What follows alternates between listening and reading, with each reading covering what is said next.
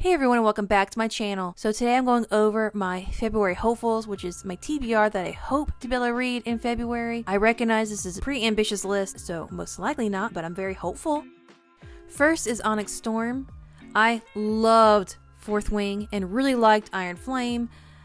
However, I read them both back to back very fast in like 3 and 4 days, and I completely burnt myself out on this. So it's taking me a little while to get to Onyx Storm.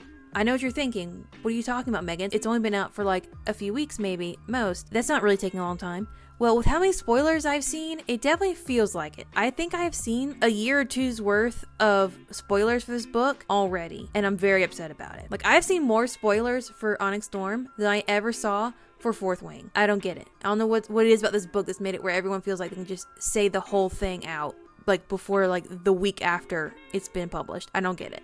People are just feral about this book.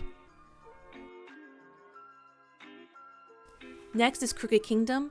I loved Six of Crows. It was my favorite books of all time. I'm a little worried this won't live up to it. I'm not really sure what it's about. I am trying very hard to go into this one blind. My friend Kara has been trying to get me to read this for a very long time, poor thing. Because she really wants to talk about it. But as you will see later on this video, I had no problem starting a series. My problems lie in finishing them. Next is Jewel of the Isle. I think this might be this author's debut novel, but I'm not sure. Don't quote me on that.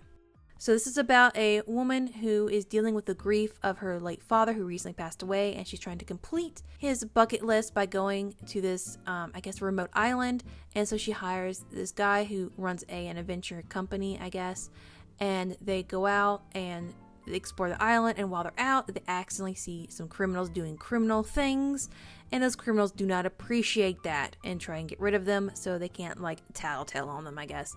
And the book is about adventure and all that kind of stuff, and I'm pretty excited about it, and I think it sounds really good. I think it's going to have a good balance of romance and, like, other story elements going on, so you never get bored. Next is Bride by Ali Hazelwood. This just seems like spicy Twilight to me. I don't know why it's taking me so long to get to this. I've read like a little bit of the book. I keep reading a little bit of it and then getting bored and then putting it back. I don't get it. I don't know why, because I was obsessed with Twilight in high school. I don't know why I'm not devouring this. I don't get it, because I love Ali Hazelwood. Well, I say that. When I first started picking up this book, I absolutely loved everything Ali Hazelwood wrote. But I have since then read other things from her where I was not very thrilled with them. But I feel like I should love this. I don't know why I don't. I feel like it's one of those things, like, you know, like some TV shows, like the first 2 seasons are just not that good, but after later on it gets really, really good. You just gotta get through the first 2 seasons or so.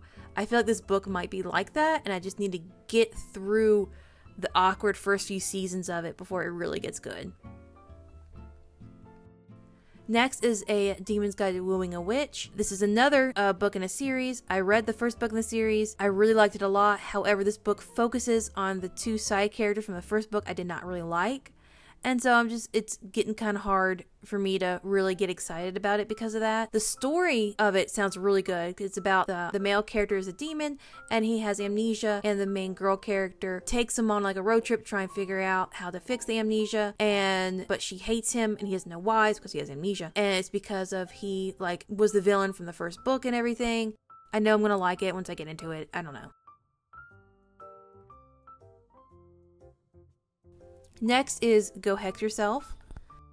So the story of Go Hex Yourself is that this woman applies for a job she finds in the newspaper to be an assistant for someone she thinks works for a card game that she likes called, I can't remember what it's called, but basically it's Magic the Gathering. Really, the woman is a witch, and she's applying to be the familiar for a witch, and she's clearly in over her head here, because she's a human. She doesn't know magic is real. And the main male character is the nephew of the witch she's the familiar for. And of course they butt heads because he wants to get her fired because she's not qualified for the job. Which, he's not wrong. She doesn't believe in magic and she's the witch's familiar. That's a problem. But as the book progresses and everything, they get to know each other, and I assume they fall in love.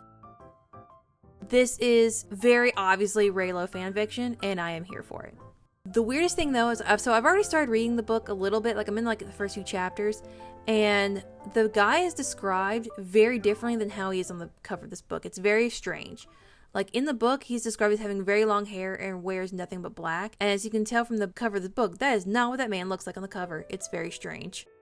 So now I'm done with my physical TBR. So now on to ARCs, Kindle books, and things I haven't bought yet, but I would like to be able to buy this month. First off is The Queens of Crime, which is about a group of women authors in the 1930s who all write mysteries and crime novels, and they get together and they try and solve a murder, which already sounds really cool. But the coolest part of this is that it's loosely based on real life. It is about real female authors who were writing around that time, and it's a murder that was somehow connected to the main character's life in real life. I'm not really sure how. I've looked her up on Wikipedia, and I can't figure out how the murder is connected to her in real life. But in the book, how she's connected to the murder is that her husband is a journalist and he's covering the murder. Maybe that's how it was in real life. Because that would explain why I can't find it on her Wikipedia page. But this is an audiobook arc that I got from NetGalley. And next is Book Boyfriend. I'm really excited about this one because it's a book about books, and I love that. It's about Jennifer, who works in publishing, and she has a really nasty breakup, and so she decides to go to the fan experience for her favorite book series, which is basically ACOTAR. It is very clearly supposed to be ACOTAR. So while she's at the fan experience, she sees Scott, who is her enemy or rival from work, and she's very confused on why he's there because he clearly does not like this book series, so she doesn't understand why he's there. And throughout the week of the fan experience, all the events and everything going on brings them closer together. So sort of like, I guess, like a forced proximity kind of thing, and they clearly are going to fall in love, and I can't wait to read this one. So the next one is Code Word Romance. So I will admit, when I applied for this one, I had not read the description for this book. I didn't need to. Look at it. The cover is gorgeous, and the title is Code Word Romance. That tells you everything you need to know already. Or at least everything I needed to know anyway. They're spies, and they fall in love. Sold. I don't need any more information than that. However, the story is about a woman named Max, who looks just like the Prime Minister who someone is trying to assassinate. Not very nice. And the CIA approach her to impersonate the Prime Minister for a mission so they can figure out who is trying to assassinate the Prime Minister. And the agent assigned to the mission, apparently she has had some history with. And, I mean, obviously they're going to fall in love. Again, I can't wait. This book sounds really good. Next is one arc that I'm very excited about, but I'm also really worried about.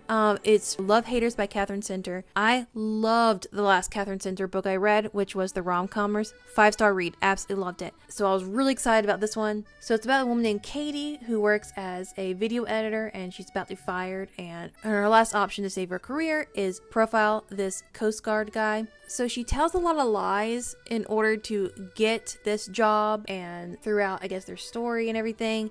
This just has me a little worried because it sounds a little like the storyline for The Truth of Ember, which I really didn't like. It made me so uncomfortable that her lying and knowing it's all going to come back and bite her in the butt. And so, like, it made that book really hard to read. And I'm really worried that's going to be like that this is going to be kind of like that. I'm really worried about it, but I'm going to try anyway. Like, I have faith in Catherine Center after reading the Rom-Commers. Because the Rom-Commers also had a third act breakup in it, which I usually hate. And somehow Catherine Center made it work. So I'm going to have faith that she can make lying work. Next is Roll for Romance. Super excited for this book. I've had this on my ARC TBR for a little too long. It's one of the first books I got approved for. I'm really excited about it. It's about a woman who recently lost her job, and so she moves in with her best friend, and her best friend is a DM for Dungeons and Dragons, and he finally convinces her to play a game. Also in this game is the local bartender, and so the story kind of follows not only the main female character and the main male character falling in love and everything, but it also follows their D&D campaign. And so it's a dual like storyline, and it sounds so good. I cannot wait.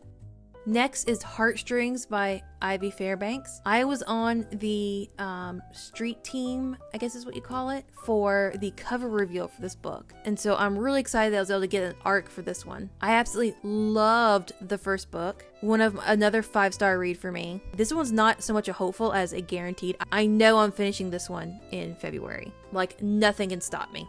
So this is another arc from an author who I really liked their previous works. I'm pretty excited. I recently read her book, The Breakup Pact, and I really liked it. So I was pretty excited when I got accepted for this book. So I'm going to just read you the description real quick. Once the most notorious rivals in the music scene, pop princess Mackenzie and punk rock star Sam electrified audiences as their bands clashed on stage. But behind the scenes, their simmering tension grew into something more, until suddenly both bands fell apart, and the idea of Mackenzie and Sam did too. 2 years later, Sam has traded the rock star lifestyle for a quiet life raising the son he didn't know about. Meanwhile, Mackenzie's dealing with a post-operative change to her voice by only singing under pseudonym. The only way to revive their public careers?